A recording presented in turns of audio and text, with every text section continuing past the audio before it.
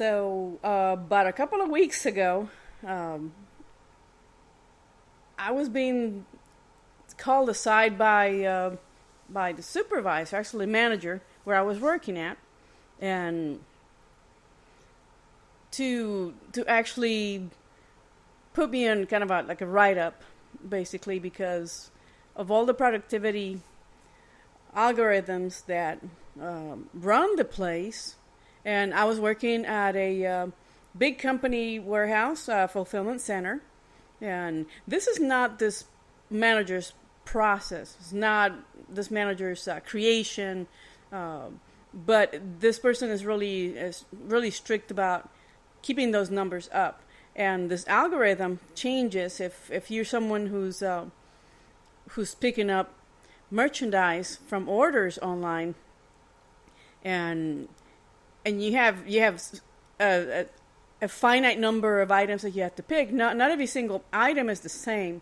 Some can be really easy picks, and you have to travel halfway across a huge warehouse to get it. Then there's traffic. You're driving your pit across the aisles and around other people who are doing the same thing, and there's some safety rules that you have to go by. So it's kind of like a video game, just in different levels of miserable miserableness. I know that's not a word, but it's just you're just trying to make numbers, but then the rewards are not great.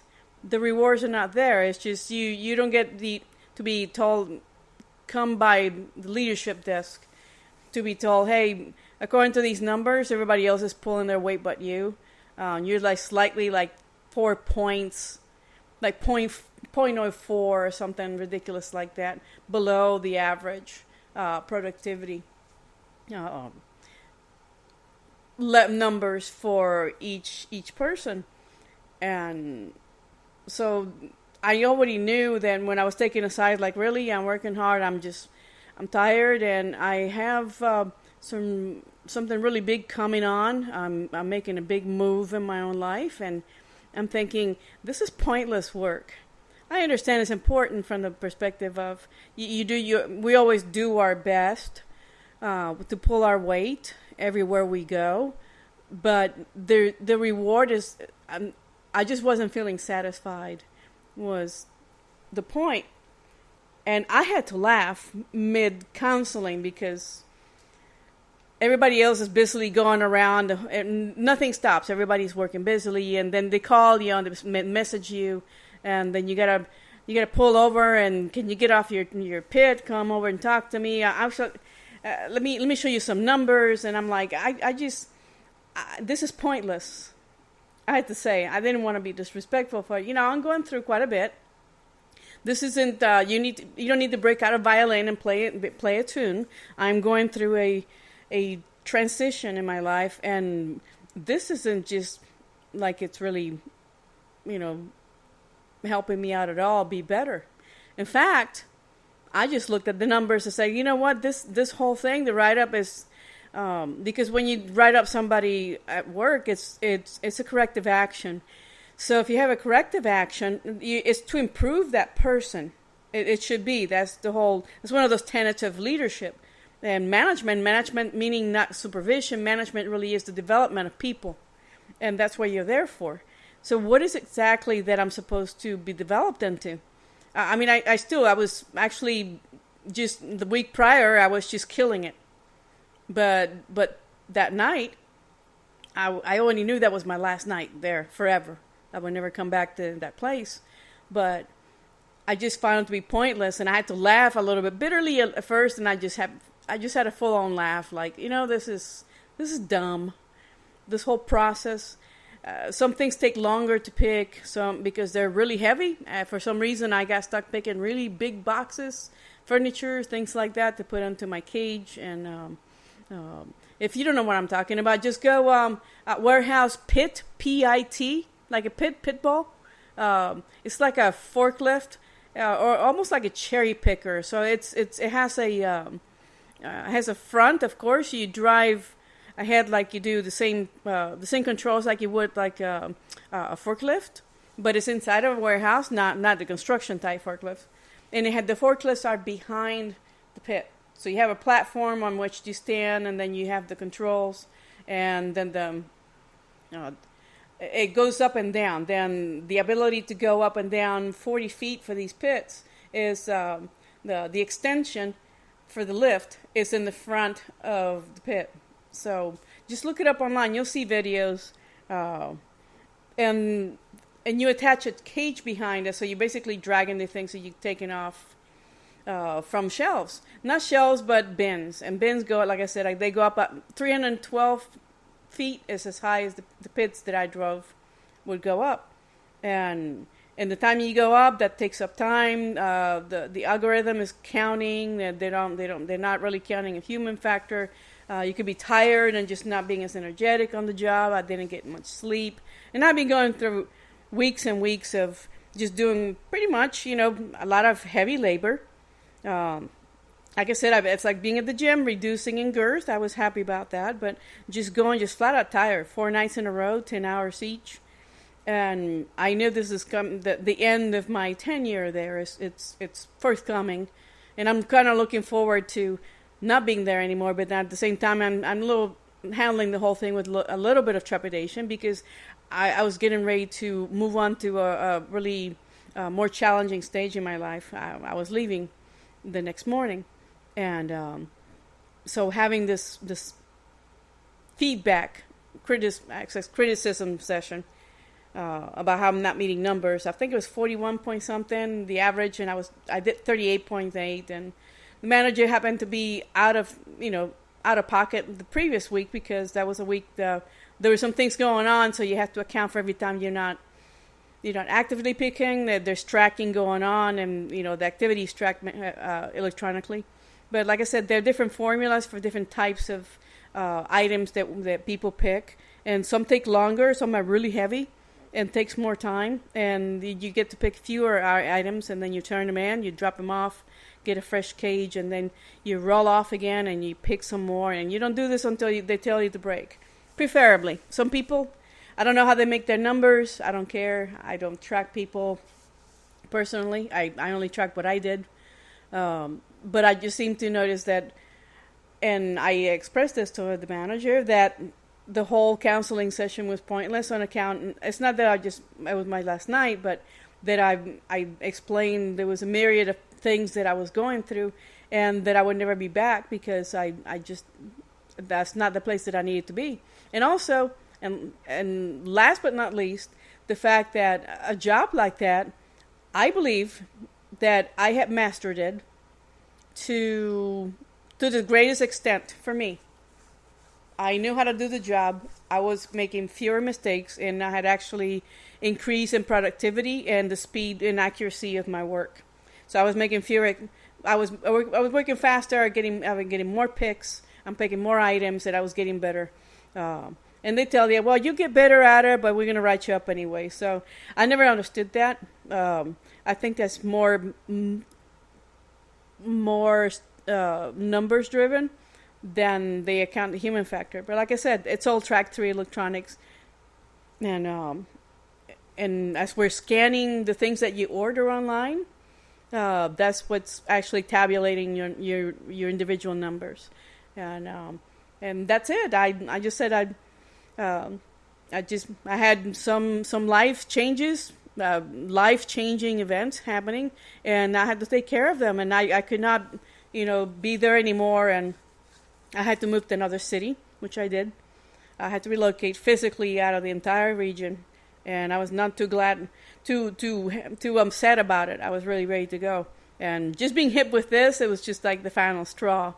And also the surprise and the manager saying, and I don't mean this to be in a mean way or to put this person down. I think that was sincere, and the way that we're so into what we do sometimes. A job is, I've said it many times, a job is nothing but a function. Anybody else can be trained and take your place. This is not special. We get money for the effort, but but then looking at their competition, the competition would reward someone for making improvements and working harder. This place does not do that. The only reward is not to be asked to come aside and talk to the leadership about how you didn't meet the averages, which is just a few points below the average on productivity. So this person felt bad that I did not feel comfortable coming to her with my problems. And did I tell you that problems are not really negative? Problems really are questions without answers. I have some serious problems. I kind of still do, and I'm still sorting. But I finally arrived at a kind of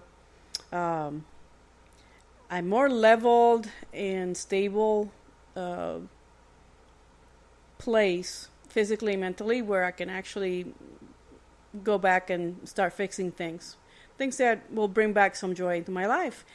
Hopefully, they'll be a good example to you. And I had to chuckle, and I know that's mean.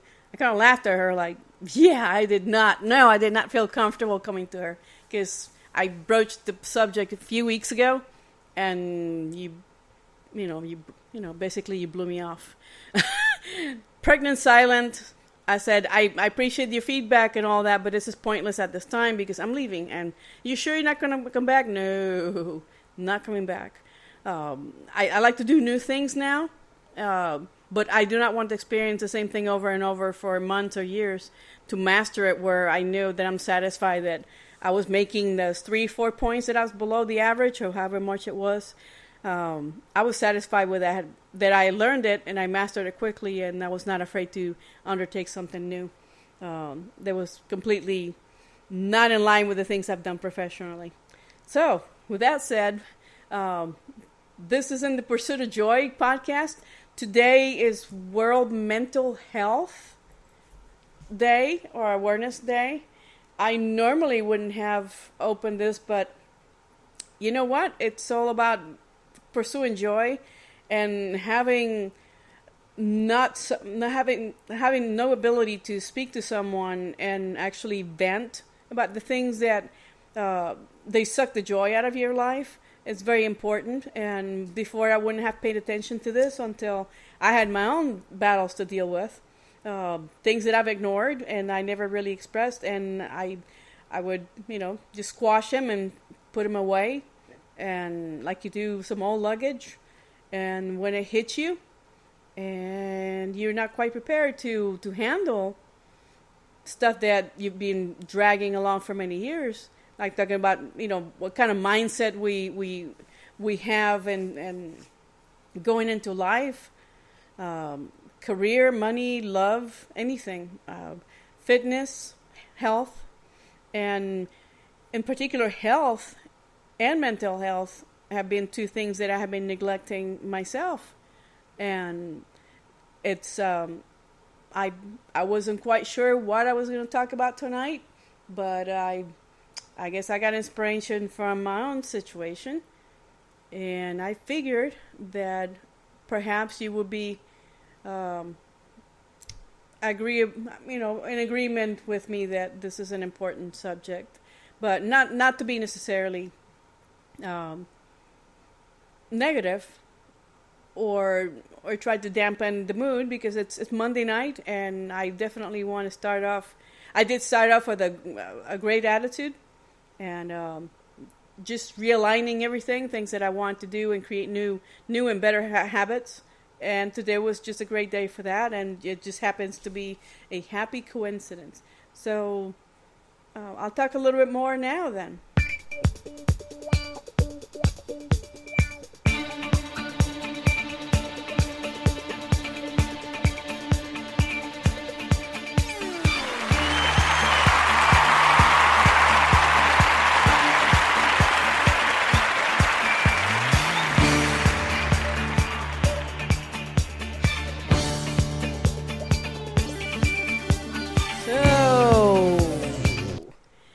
So no, I was not comfortable speaking plainly to a supervisor about having some emotional issue and mental issue.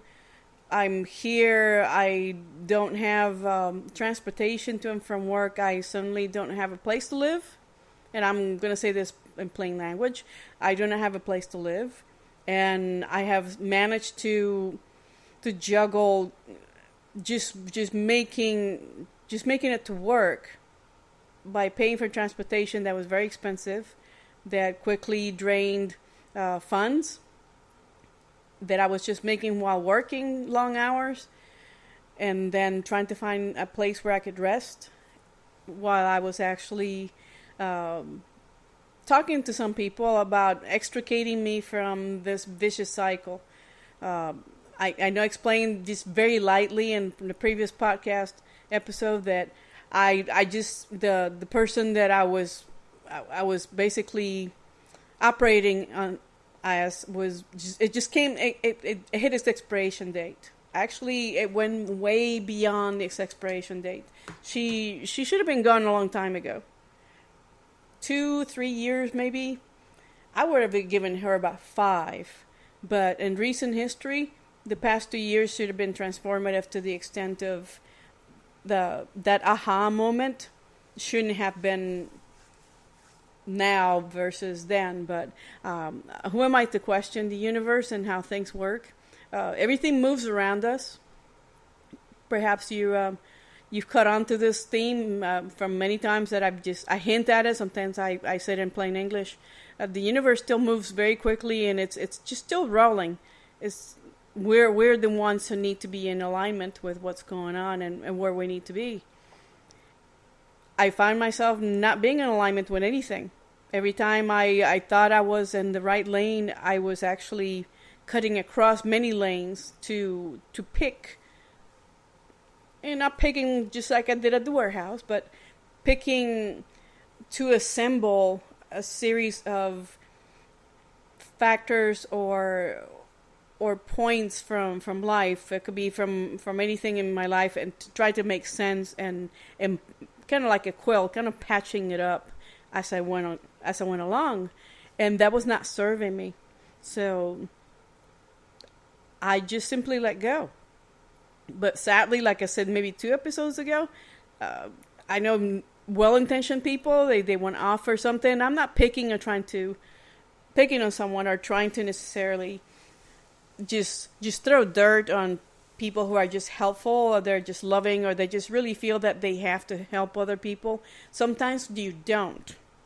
And that was the main problem, is that I didn't have the opportunity to fall completely quickly when it needed to happen, and for me to get back up, versus having to wait weeks or months of degrading mentally, actually, and finding myself unable to move and make decisions. I was not adulting very well for, I say, the past 3 months. I mean, I'm pretty sane, but a part of the conditioning that I was trying to get rid of fought back and pretty much became the default. And that's what happens with our minds. Our brains, they function that way. And it can happen to the best of us. I'm not pleased at all that it happened to me, because I don't like losing, that's for sure. Especially losing to myself. To losing to another person, that leaves a little bit of space, some wiggling, some wiggle room to improve. But when you're trying to impress yourself, when you're trying to outperform your self-image, whatever it is that's just not working, you're in for a fight, because that's not the software upgrade that it's waiting on. It feeds on the things that are familiar, that keep the body alive, and it could care less if it ruins friendships, or it makes you look like some blob that just plopped itself in your living room and sleeps on your couch, and it's just became part of the furniture, and that person doesn't belong there. And that I became someone like that for a short while, but it seemed like it was forever, and that was a vicious, really nasty, vicious cycle where I had no exit plan. I knew that I wanted to exit. I knew that I was wanted out of the situation by someone else, but I was not. It was not computing. Part of me was saying, "What the hell are you doing? You're like part of the furniture. Why are you here? Why aren't you going? Why aren't you moving, taking action? Which is why I do this podcast primarily to show, maybe to instruct or inspire in some way someone else by doing. So I'm not at this point. I'm definitely not shy, and I'm certainly not embarrassed to say that I just completely took myself out. That other people got hurt, that is not intentional, but it happens.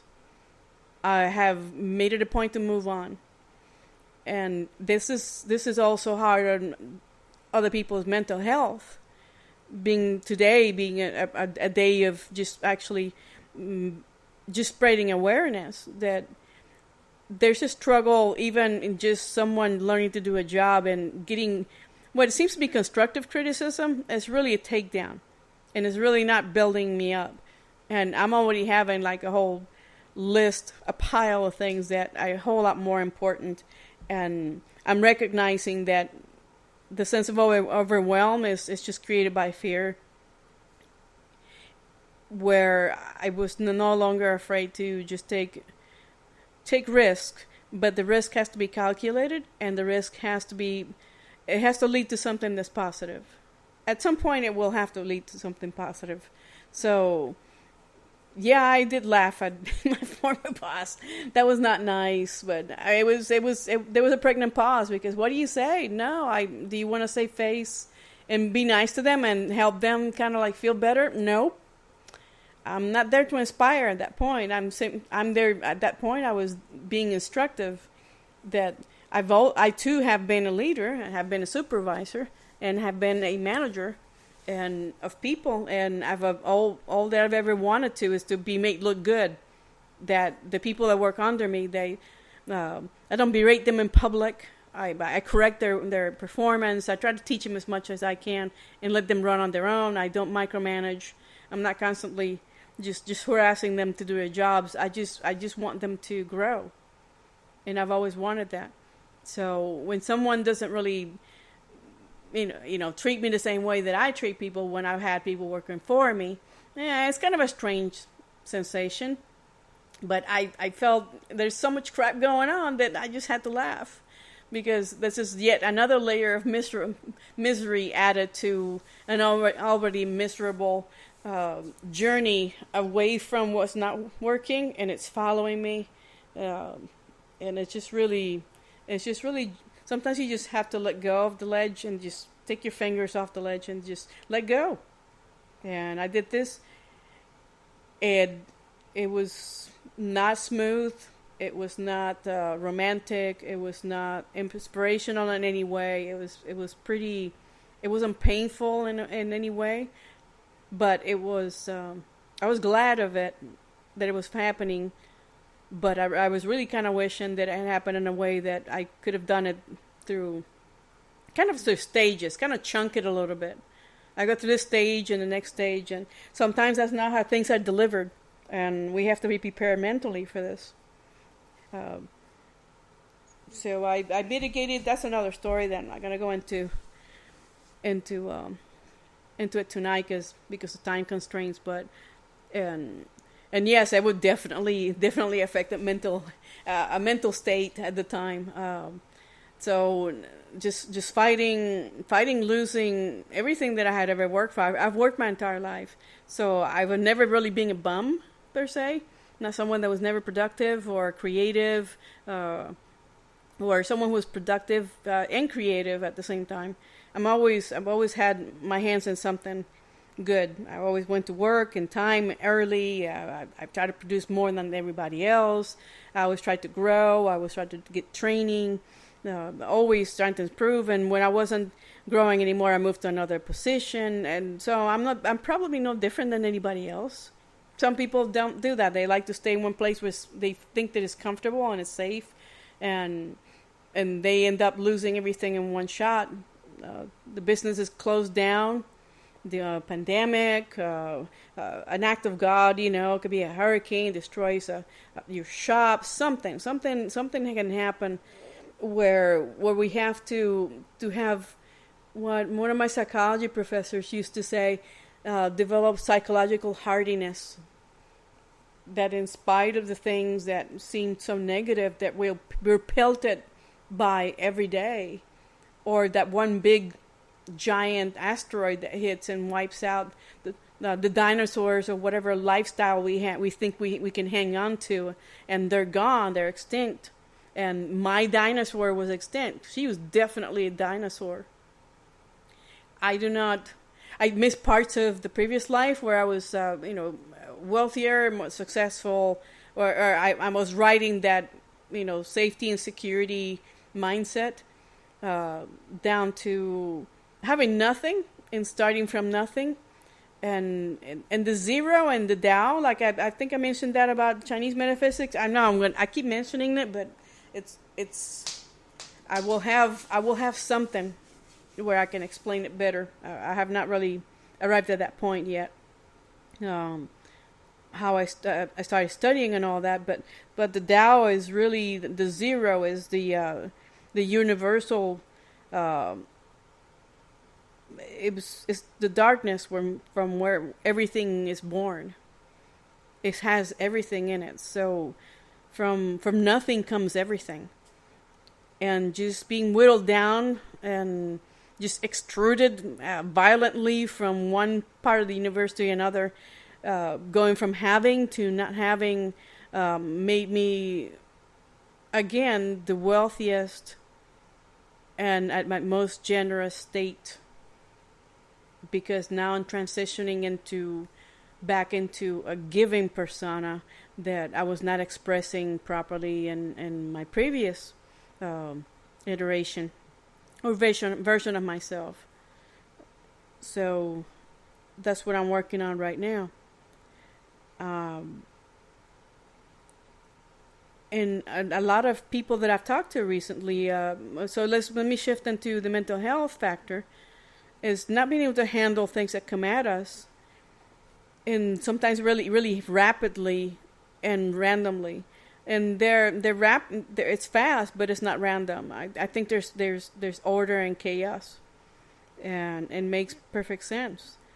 It's how we respond to these events that makes or breaks the person. If we react with anger and we don't try to recover quickly and try to find some sort of a positive side to what was happening to us, and it can be anything, that's when we run into trouble. And it's a challenge to try to continue growing and being better, growing into a better person, while going through a hard time, like if I can put it in plain terms. It's really, really challenging. I would call it hard, but it comes with a reward. It comes with a really good reward. Not like the warehouse. The warehouse was just a thing that I had to do for a little bit, to see how things worked at that end, but it just didn't really immediately lead to anything else that I wanted to lead to, any other career advantages or insight. I see how things work from a distribution center, mainly because I've worked in security. Just to tell you briefly that I wanted to learn a little bit how these companies work and moving items, and then I wanted to get into loss prevention, if that's something that was available within the company.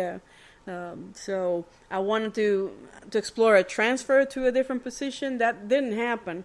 And the longer I had to wait for a response when I wanted to transfer to a different location, the more my situation degraded at the other end.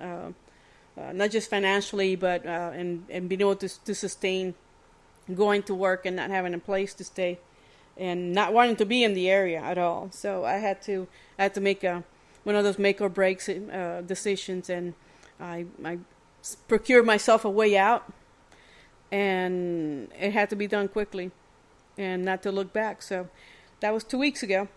And landing where I landed me into another series of events that were also negative, that I had to overcome very quickly. And I did. I started to regain my adult mind percent, if you could say that. And I don't know if any of you have ever gone through anything like this, but Uh, there has to be, you have to find some beauty and some lesson, something that you can use for just stash it in the back of your mind for later, because that's happened to me in the past week where I started to pay more attention to my new environment, and this is not really the part of town that I would want to be normally, but I'm learning quite a bit from being here. I know I won't be here forever. I'm moving on here pretty soon uh, to other ventures, and I.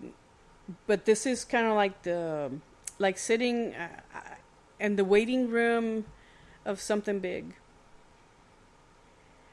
And while that sounds really kind of poetic in a way, it's a little bit annoying, and yeah, it's a little unnerving because I have no idea where I'm going, but it's the bigger things coming.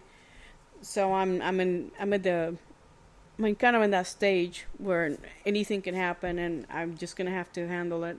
But between now and the end of the year, there will be some serious changes in my life that I would have to, when I wrap up promptly at the stroke of midnight, December 31st, and start the year January 1st of 2023. Something else is going to have to be accomplished. So I have some goals that I'm working on. I hope you also have some serious goals in the pipeline, because there's nothing better for our mental health and just self-improvement than undertaking something new and scary. And I don't say that to commercialize a cliche that I don't believe that. I truly do my best to live and practice the things that I talk about. And when I have failed miserably, I have felt bad. I have felt I wouldn't say depression, but I definitely felt flat. On the emotional side, on the intellectual side, is I have indeed experienced some recommendations for that part of my brain that says you shouldn't be doing that anyway. It's more of the same. Why do you pursue change? Because it's nice and cozy the way things are. Deep down in that part of the brain, it likes it. That's what it thrives on. Why? Because change and growth is what we're here for. Given that some thought, and the first week was not pleasant at all. Very miserable. I think it's almost like I should say, go ahead and say it. I think it was more like I was grieving. Sometimes that I really missed my last life. I kind of did, not the one in the past half year.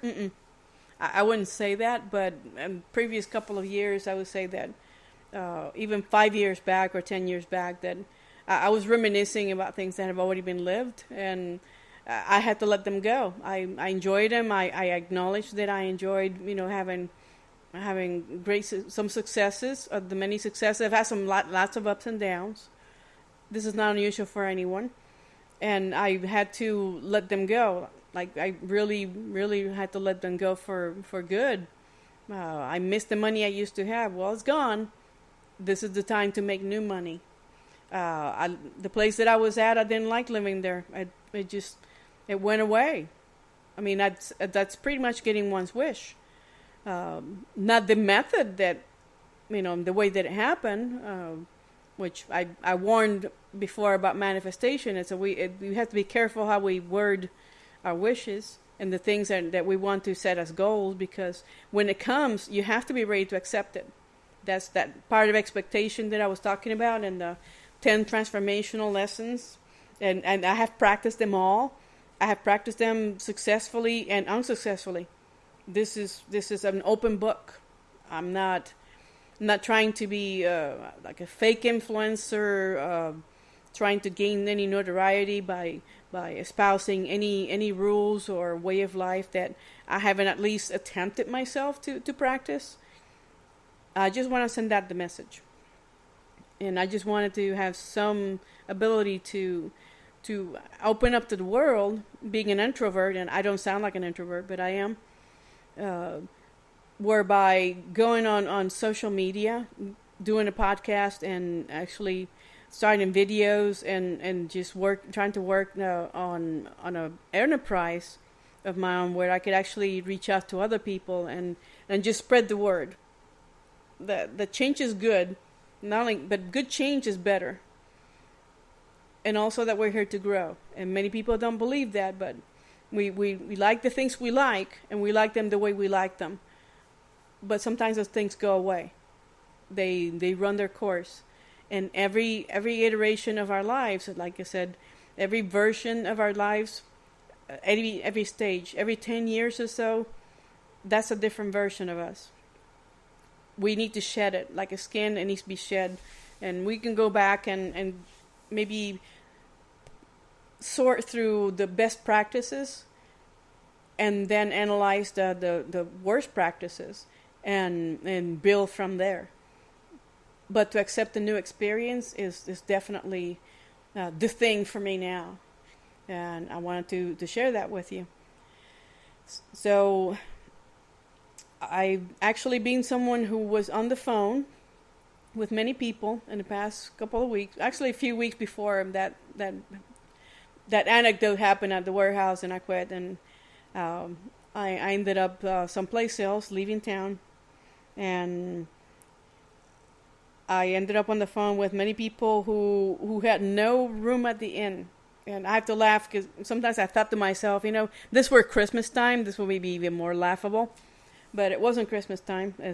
So I'm trying to be too much of a drama queen here. I had to laugh a little bit, like you gotta be kidding me. There's, depending, I was hanging on to a geographic location where I did not belong. I had been there before. I was successful there, and I left there to pursue other things. And I found myself right back into that geographic location, and it was crushing me. It was, it took everything that I had left, and only left me. That was the only thing that was left behind, and I took me out. I just threw caution to the wind. I procured myself. I talked to some nice people finally, and I had to do some wheeling and dealing to make my exit happen. And I timed it, and then what happened at the other end when I landed, that's another story for another night. But that was exciting. But just getting out of a location itself and telling parts of my brain telling me, you can't get out. There's no way out. There's no resource. There's no family or friend to help. This is really what's going on inside the brain, and the part of me saying have to find a way. And I'm talking about mental health issues, and it's not the stigma of being considered crazy, but just not. Mental health doesn't have to do necessarily always with a diagnosed brain disease or behavioral problem or syndrome. Many times it's just not being able to reconcile the things we think and how we see the world, and the circumstances that we create for ourselves, and how we can take ourselves out of it and then move on to better situations. We create our own situations to create better situations where our results are the ones we want. What comes out of at the other end is exactly what we want. And we can look around and say that I feel good. This is exactly what I was looking for. And we can maintain that by creating brand new habits that will eventually just move us away from the bad habits we created before. And we need to forgive ourselves from having tripped over ourselves so many times. Like I said, we've destroyed things, left a trail of bodies behind you. It happens. We are here to learn and to grow.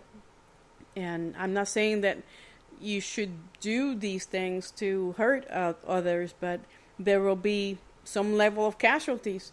But if you're conscientious and you know that you're going to have a struggle, then you're better prepared mentally for the next obstacle that's thrown your way. You simply can avoid it. You can go around it You can even go over it, through it.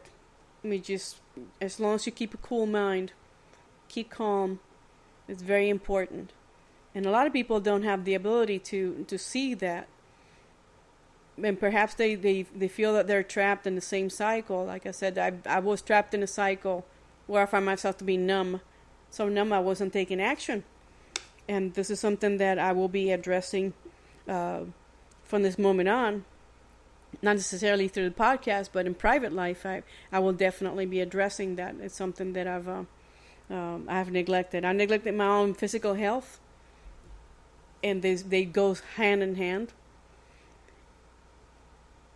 And this podcast is really to hopefully inspire your listeners to just embrace what's best about yourselves, and just admire yourselves for once. Like I said last week, I gave myself one credit.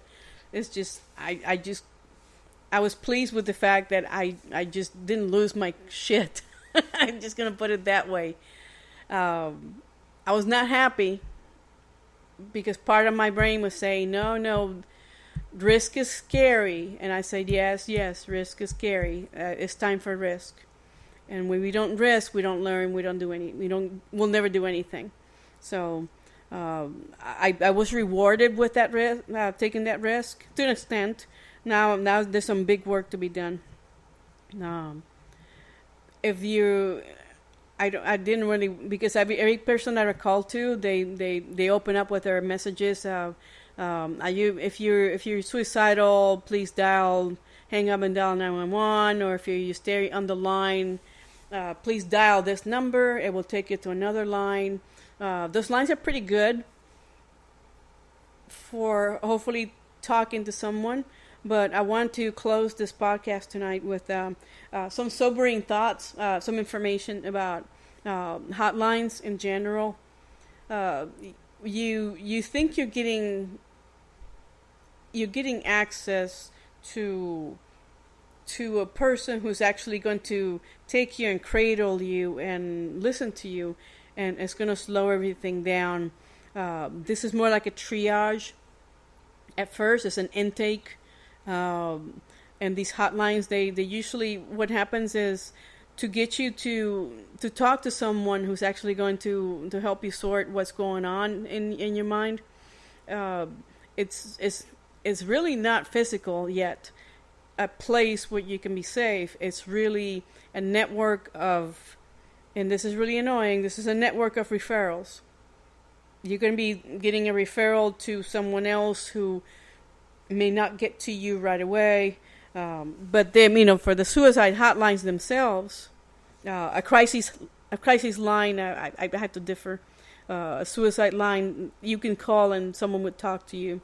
And I hope that if you know someone who needs this, to have the suicide prevention hotline just written someplace, and not because something's going to happen, but because you should feel comfortable, not like at work. You should always feel comfortable.